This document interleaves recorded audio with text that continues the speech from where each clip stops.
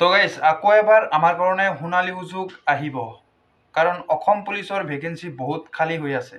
Total vacancy খালী আছে 11,342টা, আৰু কনষ্টেবল লেভেলৰ ভেকেঞ্চি খালী আছে 4,500। বহুত গাইজ, বহুত খালী আছে। আকৌ আহিব, আমি আকৌ দিব পাৰিম আছাম পুলিচৰ ইণ্টাৰভিউ। তো ক'ত কিমান আহিছে চব দেখাম এইটো ভিডিঅ'ত। চাই থাকা ভিডিঅ'টো। আৰু যদি তুমি মোৰ ইউটিউব চেনেলত নতুন আহিছা, চেনেলটো ছাবস্ক্ৰাইব কৰি ৰাখিবা আৰু লগতে বেল আইকনটো প্ৰেছ কৰি ৰাখিবা এনেধৰণৰ জব আপডেট ভিডিঅ' পাবৰ কাৰণে। ময়ো এটা তোমালোকৰ দৰে কেণ্ডিডেট গাইজ, ময়ো ইণ্টাৰভিউ মাৰি আছোঁ। তো বলক দেখাই দিওঁ তোমালোকক মোবাইলৰ স্ক্ৰীণত ক'ত কিমান খালী আছে। তো গাইজ, অসম পুলিচৰ টোটেল ভেকেঞ্চি খালী আছে 11,342টা।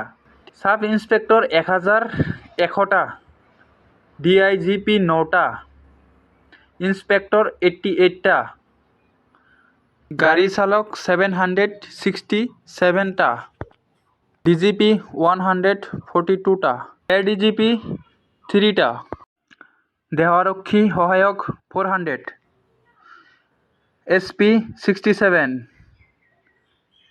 ASI 600, SP SSP 7, IGP 3।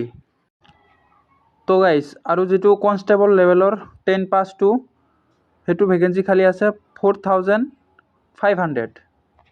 তো গাইজ, যিহেতু এইখিনিয়ে খালী আছিল, যিটো আমাৰ অসম পুলিচৰ ভেকেঞ্চি বহুত ৰিটায়াৰ হৈছে না, তাৰ কাৰণে এইখিনি ভেকেঞ্চি খালী হৈ আছে। 11,342টা খালী হৈ আছে। ৰানিং কৰি থাকক, আৰু যদি তুমি নতুন আহিছা চেনেলটো ছাবস্ক্ৰাইব কৰি ৰাখিবা। ঠিক আছে, থেংক ইউ।